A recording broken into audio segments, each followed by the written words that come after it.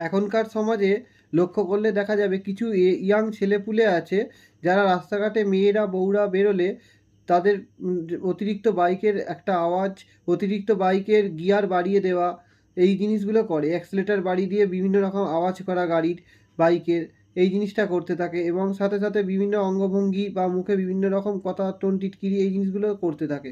ভাই একটা কথা বলবো, এটা কিন্তু আমাদের দুর্বলতার পরিচয়। আমরা পুরুষ মানুষেরা হয়ে জন্মেছি ভালো কিছু করার জন্য বা নিজেদেরকে এগিয়ে নিয়ে যাওয়ার জন্য, জীবনে প্রতিষ্ঠিত হওয়ার জন্য, এইভাবে সময় নষ্ট করার জন্য নয়।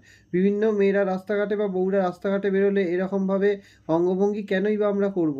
ঠিক আছে, আগেকার দিনের ছেলেদেরকে দেখলে বোঝা যায় যে তারা কত স্ট্রাগল করতো, জীবনে পরিশ্রম করতো। সেই জায়গাটা আমাদেরকে সবসময় ভাবতে হবে যে সেই ধারাবাহিকতাটা বজায় রাখতে হবে।